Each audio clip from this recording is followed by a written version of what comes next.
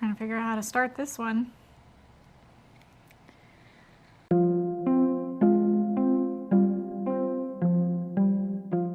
This isn't the typical content that I put on my channel. We're always talking to entrepreneurs and talking about business and marketing and lead generation.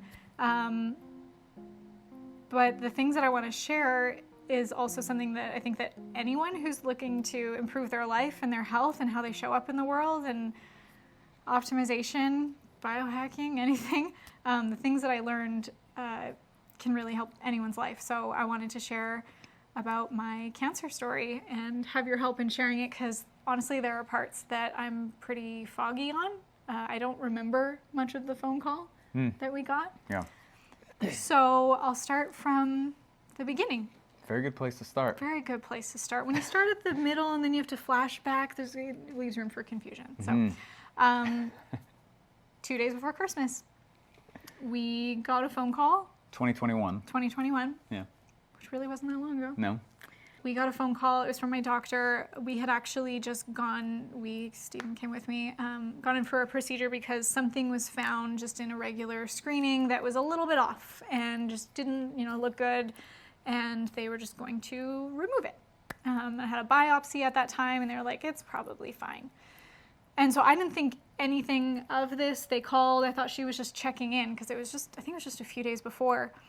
And she said to me on the phone, I don't remember much of this call. I remember her saying adenocarcinoma and hysterectomy.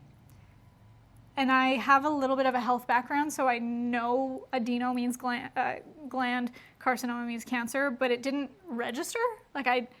What I heard mostly was hysterectomy. Yeah. And I remember getting off the phone and looking at you and just... It was on speaker, luckily both, Yeah. And you were like, okay. All right. And I think I shed one tear because I was just shocked. Yeah. And then kind of just went serious, and I was like, hysterectomy, I'm 31. I'm thinking like how that would change my life, and just feeling like that's so permanent, and then being told what to do, and they're saying, come back in next week after Christmas and we'll make plans to have a surgery. We want to get this out as soon as possible. And adenocarcinoma in the cervix, in researching, she said something on the phone about it being like, we didn't expect this, it doesn't happen very often. And I Googled it and it was like 1 in 100,000 women had this kind. But I still didn't register what was happening at that time. It took probably 6 weeks, and there's multiple times where you're like, I need you to tell me I have cancer. I need you to telt me I have cancer. And you would say that, which is understandable. I mean, they're like, come on, it's shocking news. I remember when I shared it publicly, I felt like I was lying to people, and that people were going to say like, no, you don't. What do you say? And I remember having a conversation with McCall Jones saying like, I'm shaking that I even just shared that, because I like don't want people thinking that like I did it for attention. And she's like, maybe you do need attention, you need love and care and support right now. Yeah. And that was always hard to ask for. One of the things that I learned in sharing that is, like, I always say this in regular content when I'm talking about like marketing or your story or whatever. You never know who's watching that could be inspired by what you say, but what I learned from that experience was you never know who's listening that could be an answer to what you need. Because when we first got this call and we went back to the doctor the next week after Christmas, it was like, Kate, let's book this surgery, let's get it out as soon as possible, let's move quickly. And in my mind I was like, I just want to get this over with. I can't believe this is happening. Like, let's get this out. And luckily, the doctor wasn't always as quick to respond to me very quickly as promptly. So the surgery didn't get scheduled as soon as I had imagined that it would. And in that time, again, I was in such a fog, so I don't really remember. I remember just having a lot of moments where I could just like stare at the wall and just go totally blank. I remember one particular weekend, you just like let me lay down and I was just, you and the kids were doing things and I was just, the lights were on and no one was home. I think I was coping by working, which is crazy that we had just started this new big company and I didn't. Like literally it just started days it. before. Yeah. Didn't expect to have something to knock me off my feet that quickly. And starting a company will do that, let alone this. Yeah. You know? And what was it hard too is like watching what was happening, because so we went back to the doctor and the doctor was like, look, if you got time next week, we got to have this. Like seriously, the push for the hysterectomy was so hard and it caused such an internal panic in both of us that this is like, she literally was like, Marley, this is a ticking time bomb and you have to, like, we got to get this out immediately. And to hear what the doctor was saying and this internal, just like, oh my gosh, you got to go, like you got time. So we were trying to find time to schedule it. We're looking at campaign calendars, trying to find white space for a surgery to potentially like save life, you know? It was really, really intense. So yeah, it wasn't uncommon to see, you know, you kind of drifting off and mentally, and who wouldn't, you know, but that was aggressive. That was a lot. And luckily, because of the doctor not coming, you know, and they didn't schedule forever, even though they were like, next week, let's go. We had other friends that are in the health space, specifically in the area of, you know, healing cancer and other manners, reaching out and starting to actually point in really valuable directions. I appreciated, so we got on a call with our friend Chris Wark that I'll link his book below. It's called Chris Beat Cancer. His story is incredible. I think he was like 26, was diagnosed with stage 3 colon cancer, and he had a surgery, and then they told him, you know, to do chemo and radiation and all these things. And his story is like, in the hospital after surgery, they gave him a sloppy Joe. And that was his sign to be like, what? How are they trying to heal me, but they're giving me a sloppy Joe? Something just like didn't feel right to him. And so that's when he decided that I'm not gonna have chemo or radiation, I'm gonna heal this naturally. And his book shares his whole story. Is now an amazing cookbook that we have and we love. Yeah. And also a course that's incredible. Thousands, I hope hundreds of thousands, I hope millions of people go through this, because the information he's providing is game-changing and incredible. And I'm so glad that we had a call with him, and he talks to cancer patients every single day.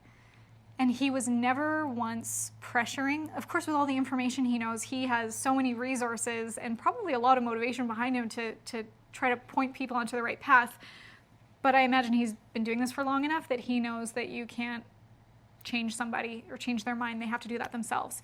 And so for me at this time, he's, you know, gently pointed me into some direction, saying, here's my book, here's my course, you know, just watch these before making any decisions. And in my mind, I was like, no, that might have worked for you, but my cancer is rare. Yeah. 1 in 100,000 women have this. My doctor is pushing for me to do this really quickly. It might have worked for you, but it won't work for me. And he just very kindly was like, if you are willing to change your lifestyle, you can heal this naturally. You have time. You have time. That was the biggest thing that I needed to hear. Mm-hmm. Even though I didn't receive it yet, I was like, thank you, I appreciate that, but it won't work for me. And it was a few more weeks before I really got that. And then we also started working with an incredible doctor named Dr. Kelly Shockley. I will also link her information below, because she is someone else that I will shout from the rooftops to whoever will hear it. We did these extensive blood panels with blood, hair, urine, where she gets a full body workup of what is going on in the body instead of just a local area, so that we can understand why the cancer was formed and how to heal the cause, not just the cancer. And so she also was saying, you know, Marley, not pushing anything. I love that they both met me where I was at. She just said, hey, how about we just see the test results before taking out any body parts? Can we do that? And I agreed to that. It was cool because like when we talked to Chris Wark and he's like, you have time. It was the first time where I had like this gap in my head, because the previous doctor was like, you got time next week, you know, pushing it. And so when Chris was like, look, you got time, you're okay, but just start looking at other places and educating yourself. And that opened up the possibility. And we started learning about just deep nutrition stuff, talking with other doctors. And it was nice working with Kelly, because when we got back all those lab results, you know, it was like comparing public insurance-backed doctor advice with private full blood panel workup and all the data you could ever want in your life. And it was a different story. And that's where I started to see the data instead of the emotions, and started to realize, just have the awareness where I was making decisions based on fear, that I was kind of external. And then was able to see the data and just some other really positive influences that were showing me another option. I remember coming up to you in your office one day and I was like, if I have this surgery, am I like waving the white flag? Am I not fighting for the right thing? And we struggled with it for a while. And honestly, at that point, I was like, whatever decision I make is going to be the right one, because I'm going to go all in on either decision I make. Whether I go try to heal this naturally, I'm going to go all in on that. Whether I do have the surgery, I'm going to go all in on that. But I just became obsessed with researching, and I was reading medical papers, and I was in a Facebook group called Hister Sisters, and seeing all these other women's experiences, although none of them had what I had. And that was really hard for me too, is I was researching women who have adenocarcinoma, and there was one woman I found on YouTube, and she only made one video. And you're like, where's the other video? Where's This the is rest so valuable. Of them? We need like, to I find needed her. So that was also a lesson to me of like, you got to keep creating your content. Yeah, all of us reaching keep the people who need publishing. it. People need it. That said, I totally took a break from creating content because I just did not have the emotional capacity. And Understandable. It's hard to show up authentic when you are not grounded. Yeah. So we started changing a lot of lifestyle stuff, and like a lot. We learned everything. Oh my gosh, we started realizing how much our environment is just toxic. We've never had a more toxic environment in our entire life in the history of the world than right now. Mm-hmm. It's super toxic. We looked up our water data, public water. Oh my gosh, we were. If you want to see, and this isn't like some far-fetched thing, it is published by the government. Look on the government's. EWG.org. You can go to the Tap Water Database, I think is what it's called, water database. Put in your zip code, and you can see what is in our water. Where we live right now, legal does not mean safe. And illegal doesn't mean they still won't send you water. In our water, there is like 92 times the amount of healthy, what should be in the water, arsenic. We are drinking arsenic. And there was it's like 147 chloroform, times the amount. Yeah. haloacetic acid, like all these. And in ours, there's like 19 different kinds of chemicals that we are drinking in tap water. And we're near the mountains. We figured that we would have the water being filtered to the mountain. Not true. Like, there's a lot of farmland in this area as well. All the pesticides, you're drinking them, and it just wreaks havoc on your immune system. And so water was a huge thing. We put in filter systems in the house. I'm going to make a separate video at some point, too, to share everything that we did, because it's a huge rabbit hole, and I researched a ton. I tried some things I decided over others. But in getting these tests, the extensive blood panels that we did with Kelly Shockley, it showed us I had a lot of heavy metals built up in my body, like bismuth, uranium, aluminum, lead. Like, where are they coming from? There was more than that even too. And it's like, where are they coming from? They're coming from our environment. And so if your body doesn't have the right nutrients, like, did you know your body needs, your blood cells need iron. If you don't have enough iron, your cells will latch on to lead. And if your body is building up heavy metals, your immune system is going to attack the heavy metals instead of the other things going on in your body. So Kelly, and she's amazing. I talk to her every single day. What kind of doctor actually spends that much time and care and attention? She's incredible. Please, just reach out to her if you ever need. And it doesn't just have to be about cancer. It can be anything. She pointed me in this direction of like, this is why it could have been caused. Also, I was on birth control for over 15 years. That was another thing that I just felt so blindsided by, because it was recommended by my doctor. Even doctors I've heard recently to me and in the past saying, like, you don't need to just take birth control pills so that you don't need to have a period, menstrual suppression. That cuts off the communication between your ovaries and your brain. Ladies, that is your 5th vital sign. There are so many things that I learned in all of this that isn't taught to us in sex ed growing up. Like, the phases of your menstrual cycle and how you can use that to your strengths and weaknesses, and know when to rest and know when to play and know when to create. And it's really like the 4 seasons of seasons.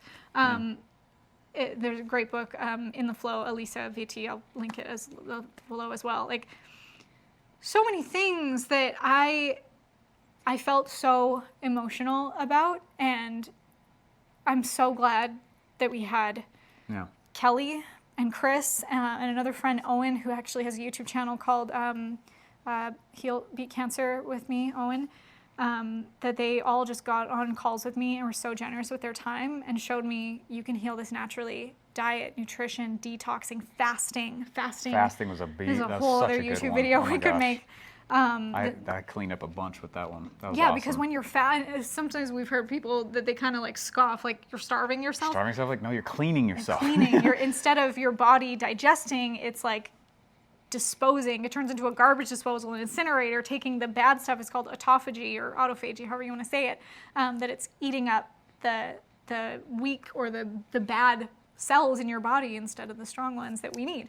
Yeah. So it was cool to see the data from crazy. Kelly, because like when we were with the public doctor, it was very much like red alert, freak out. When you got time next week, let's go. No explanation, just like, ah! And it was panic inducing. And we were pretty shaken after that. I was shaken after that. And I remember when we finally got the data back from Kelly on the blood stuff, it was so many things that showed like, hey, here is, oh, this was wild. Here's what the measurement and the range of what health is in today's age for that metric and blood amount, in the amount of whatever in your blood. And then here's what it was 50 years ago.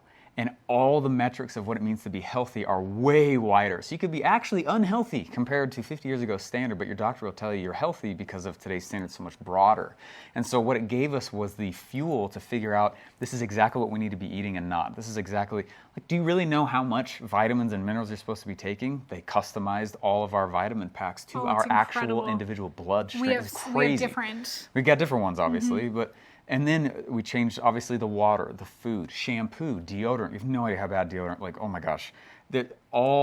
We changed everything. I'm going to make some videos sharing, like, what's in my bathroom now, what's in our pantry, what's... Toothpaste, like, holy smokes. You figure out all this stuff is going to be fine, but you're consuming heavy metals and stuff.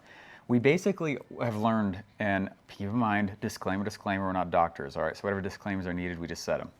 Deal. By watching, you just agreed. Okay, but what we learned though is that every one of us basically has cancer all the time.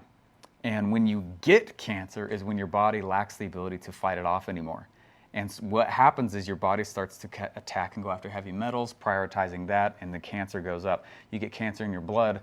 Again, this is what we learned, not doctors. You get cancer in your blood way before you get cancer on an organ or anywhere else. So that's how they can test. So we ended up taking these test results back to the public insurance-backed doctor and showed it to her. And she didn't really know. She didn't know what they were. I was like, you are diagnosing that people get organs out? She only knew what 2 of the 5 cancer markers were that we brought back to her. She didn't even know what the other 3 were. That's one of the things that I just really want to... This is what I would have told myself back then, and something that I tell to friends now or strangers. And honestly, I love when I hear from people online. Like, I'm so happy to share any resources. Don't hesitate to reach out to me on Instagram or Facebook. I have a whole Instagram story highlight of my whole journey through this, and I'm more than happy to share or just talk anything with you. What I would go back in time and tell myself is that you have to be an advocate for your own health. The doctors may know how to treat, but they aren't always looking at how to heal. Yeah, Kelly Shockley was the first person that came to me and said, let's look at how to heal the cause, not just remove body parts. And of all the freaking years that this earth has been around, the only cure to cancer is not a patented pill, or how you say, like a little white pill in an orange thing bottle. with a white cap. You know what I mean? Like, our bodies know how to heal. We just got to give it space to do that. And so creating healing-based environments has been a huge focus. And I mean, we have an infrared sauna, the sweat out toxin, like, huge. And I always kind of to be honest, I made fun of it, like, are you going to detox again? Yeah.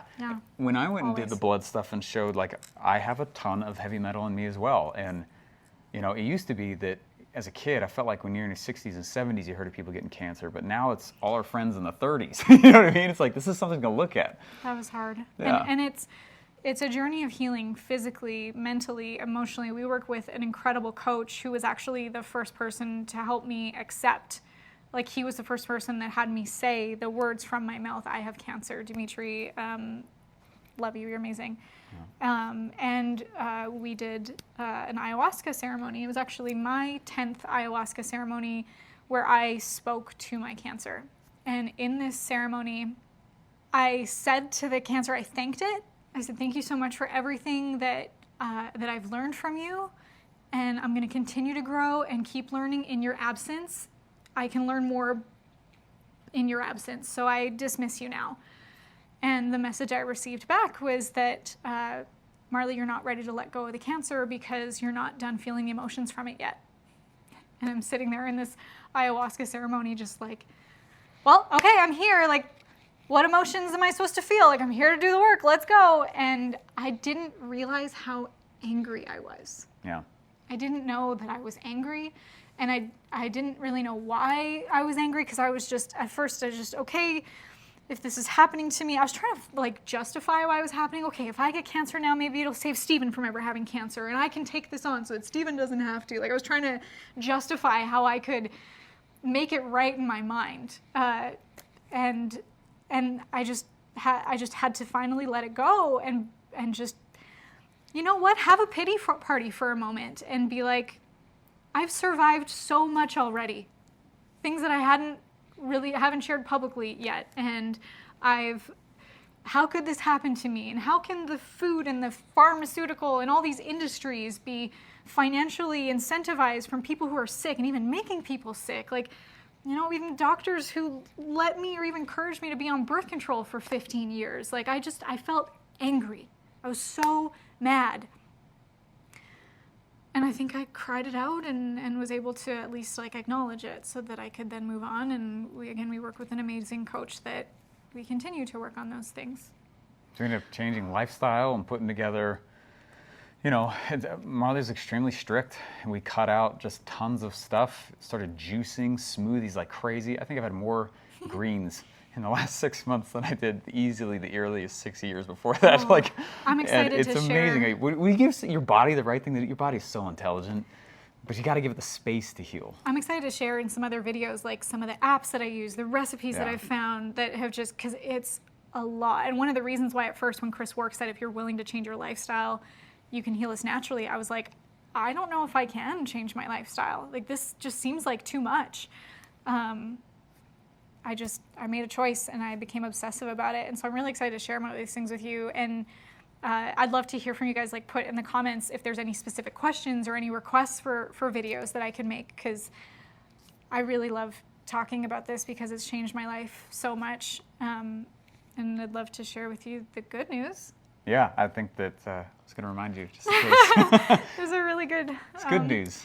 I don't know if it's like... Recent. It's like, I don't want to call it a happy ending because it's not a finish line, but it's a lifestyle. It's a new lifestyle that we've opened the doors to. Is we went to the doctor 2 weeks ago for another just screening, and in that conversation she encouraged the surgery again and just... But couldn't tell us why. Yeah, even after showing her the data. After showing all the data, it blew my mind. And just reiterated her concern that it would be risky and that if I didn't have the surgery, it would go deeper and could become, because it's in the glands. We have glands all over our body. I understand the concern, and I had that fear as well. And then last week, got my test results from that screening and no evidence. Worked. And we are no way are telling you to not go get something. We're saying that there's just options and way more education out there. And we're only 6 months really into this journey. And it's not over. It's not over. There's a lot of stuff to go for. In the results, it said no evidence, but there is a benign area left. My cancer markers are still a little higher than we want them to be. So we're still working on that. And it's also, I'm not just going to go back to what, I can't unlearn what I know now. And I can't not share it with people because it's only with the power of the pharmaceutical industries and food and just the stuff in our environment, people just need to know. So yeah, and it's not like we are just like eating rabbit food 24/7 either. We'll certainly have a pizza. Well, you know what I mean? Like it's about increasing the moving average, and so we just increase their moving average, and we're way more healthy now. And have just good things around us. I mean, we even have air filters now. I mean, we changed everything. And it's cool to see. I think for me, from my perspective, what's been so powerful is to see how much control we actually do have. The whole idea that it's in my genes, this is in my genes, it's out of my control. It's been proven. That's hard to hear.